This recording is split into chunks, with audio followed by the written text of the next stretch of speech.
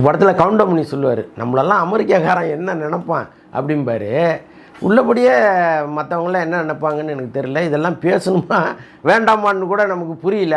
ஆனால் நேற்று என்னுடைய தூரத்து ரிலேஷன் ஒரு அக்கா ஃபோன் பண்ணாங்க.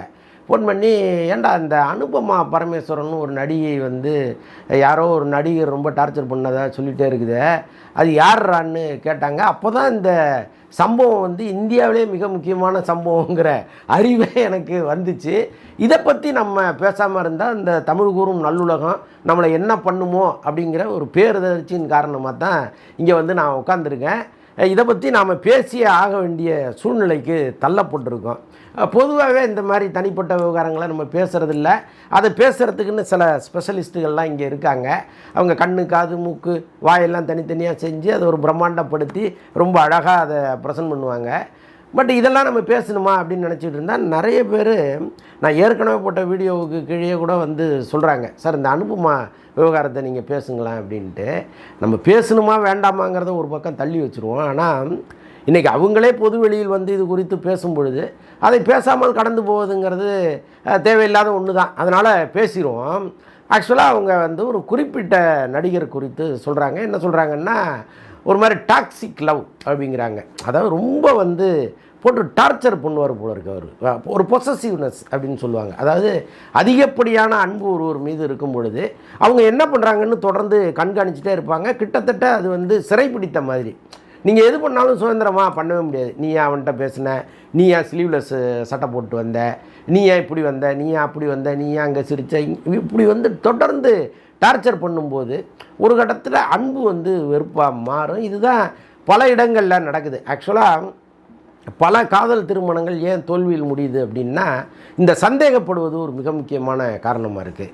அந்த ஓவர் பொசசிவ்னஸ்ஸே அவங்களுக்கு ஒரு பெரிய பிரிவை ஏற்படுத்தி கொடுத்துடுது. இதெல்லாம் ரொம்ப உளவியல் ரீதியான ஒரு விஷயம். அதை இப்போ அந்த மனவியல் நிபுணர்கள்ட்ட போய் கேட்டிங்கன்னா அவங்க மணிக்கணக்காக பேசுவாங்க இது குறித்து. பட் அனுபமா பரமேஸ்வரன் யாரை சொன்னார் அப்படிங்கிறது தான் இன்றைக்கி பல பேருடைய கேள்வியாக இருக்குது.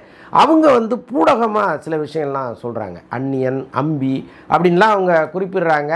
அப்படி பார்க்கும்பொழுது அவர் துருவ விக்ரம் தான் அப்படிங்கிற அளவுக்கு நம்ம ஈஸியாக புரிஞ்சுக்க முடியுது. இன்னொன்று, அவங்க ரெண்டு பேருமே ஜோடியாக நடித்தவங்க. அப்போ அந்த படப்பிடிப்பில் தான் அவர்களுக்குள் காதல் ஏற்பட்டதெல்லாம் அப்போவே செய்திகள்லாம் வந்துச்சு. ஸோ அப்படிப்பட்ட சூழ்நிலையில் இவங்க வந்து அடுத்தடுத்து வளர்ந்து வர வேண்டிய ஒரு நல்ல நடிகை. ஆக்சுவலாக இந்த டிராகன் படத்துலலாம் அவங்களுடைய கேரக்டர்லாம் ரொம்ப பிரமாதமாக இருக்கும். அந்த படத்தினுடைய ப்ரமோஷனுக்கே நான் வராமல் போனதுக்கு காரணம் வந்து இவர் தான் அப்படின்னு அவங்க சொல்கிறாங்க. அந்த ப்ரமோஷனுக்கு நீ போகக்கூடாது அப்படின்னு அவர் தடுத்துட்டார், அதனால தான் நான் வரலை அப்படின்லாம் சொல்கிறாங்க. என்னை பொறுத்தளவுக்கு என்ன அப்படின்னா, இந்த நடிகர் நடிகைகளுக்குள் காதல் வருவதுங்கிறது ரொம்ப இயல்பானது. இப்போல்லாம் இயக்குனர்கள் கூட அந்த லிஸ்ட்டில் வந்துட்டாங்க. பொதுவாக வந்து நெருங்கி நடிக்கும்போது ஒரு காதல் வரும். ஸோ அது வந்து அப்புறம் கல்யாணத்தில் முடியுதா அல்லது நடுவுலையே பிரிவு வந்துடுதா அப்படிங்கிறதெல்லாம் நம்ம பார்த்துருக்கோம். ஆனால் இயக்குனர்களுக்கு கூட அந்த சந்தர்ப்பங்கள்லாம் அமைஞ்சு பல பேர் வந்து நடிகையை திருமணம் பண்ணிட்டு நல்ல சிறப்பெல்லாம் வாழ்ந்துட்டுருக்காங்க. ஸோ இப்படிப்பட்ட சூழ்நிலையில் அவர்களுக்கு இடையே ஒரு காதல் உருவாயிருக்கு. ஒரு நம்பிக்கையோடு தான் அவங்க காதலிச்சிருக்காங்க. ஆனால் அவர் கொடுத்த தொடர் அழுத்தத்தின் காரணமாக ஒரு கட்டத்தில் அவங்க அழுது கண்ணில் இருக்கிற சுரப்பிலே ஏதோ பிரச்சனையாகி போய் ஆப்ரேஷன்லாம் பண்ணியிருக்காங்க. அந்தளவுக்கு அவங்கள வந்து ஒரு டார்ச்சர் பண்ணியிருப்பார் போலிருக்கு. இது இப்போ வந்து இதை இவங்க சொல்ல வேண்டிய அவசியம் என்னங்கிற ஒரு கேள்வி வருது. ஏன்னா இதுபோல் திரையுலகத்தில் மட்டுமல்ல, திரையுலகத்திற்கு வெளியே இருக்கிற நம்மை போன்றவர்கள் வாழ்க்கையிலையும் காதல் வரும், தோல்வியாகும், அப்புறம் ஏதாவது பிரச்சனை வரும், கடந்து போயிடுவாங்க. அதற்கப்புறம் அவரவர் ஒரு தனித்தனி வாழ்க்கை வாழ்ந்து ரொம்ப சிறப்பாக வாழ்ந்துட்டு இருப்பாங்க. இந்த நடிகர் நடிகைகளுக்குள்ளேயே இதற்கு முன் பல காதல்களை நம்ம பார்த்துருக்கோம். அவங்க என்ன பண்ணுவாங்கன்னா, ரொம்ப டீப்பாக லவ் பண்ணுவாங்க. ஒரு கட்டத்தில் வந்து அது எங்கேயோ ஒரு இடத்துல பிரிவினையாக முடியும். அதுக்கப்புறம் பார்த்திங்கன்னா ஒருவரை ஒருவர் குற்றம் சொல்லவே மாட்டாங்க. நீங்கள் எங்கேயாவது அவங்க நண்பர்களுக்குள்ளே அதை பகிர்ந்துப்பாங்களே தவிர ஒரு மீடியா முன்னாடி வந்து உட்காந்து இவன் இப்படிப்பட்டவன் அல்லது அவள் அப்படிப்பட்டவள்ங்கிற வார்த்தையை அவங்க சொன்னதே கிடையாது.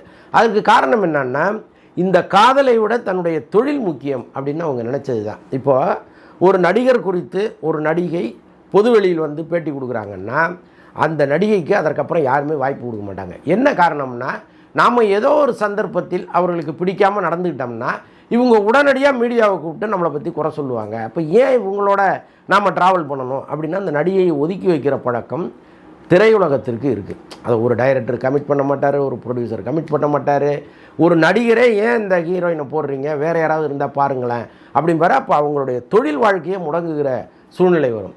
அப்படியே இந்த பக்கம் ஹீரோ எடுத்துக்கிட்டிங்கன்னா, ஒரு நடிகையை பற்றி ரொம்ப வெளிப்படையாக அவர் சொல்கிறாருன்னு வச்சிங்களேன், அந்த நடிகைக்கு இந்த நடிகரை விட பெரிய அளவு தொடர்புகள்லாம் இருக்குதுன்னு வைங்களேன், இந்த நடிகருடைய எதிர்காலத்தையும் அமுக்கி விட்ருவாங்க.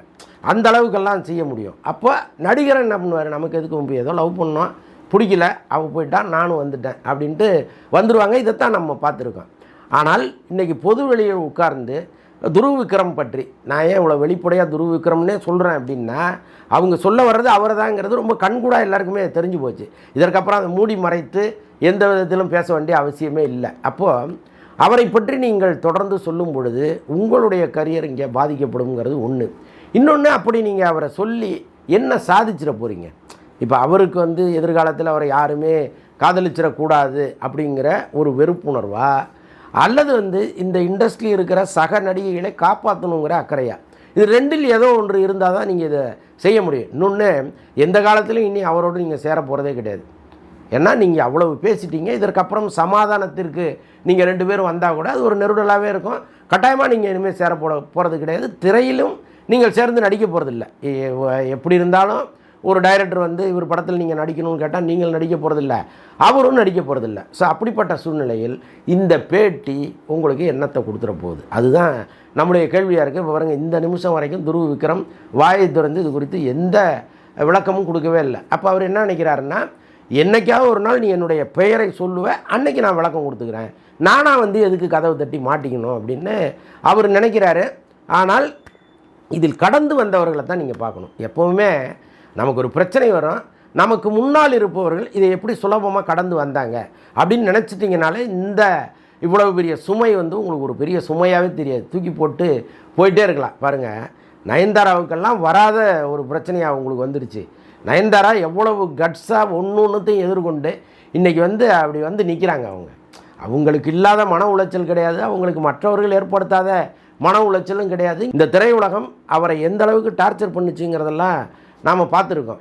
அதே நேரத்தில் அவங்க அந்த திரையுலகத்துக்கு கொடுத்த டார்ச்சரையும் நம்ம பார்த்துருக்கோம். அப்போ நீங்கள் என்னை இவ்வளவு இழிவாக நடத்தினவங்க தானே, உங்களை நான் அதை விட இழிவாக நடத்துகிறேங்கிற ஒரு இடத்துக்கு அவங்க வளர்ந்து காட்டினாங்க. அதுதான் இன்றைக்கி திருப்பூர் சுப்பிரமணியம் போன்றவர்கள்லாம் நயன்தாரா எந்த ப்ரொமோஷனுக்கும் வரமாட்டாங்கிறாங்க, இந்த திரையுலகம் ஏன் கண்டிக்கவில்லைன்னு உட்காந்து மெனக்கட்டு பேசுகிற அளவுக்கு அவங்க வளர்ந்து நிற்கிறாங்க.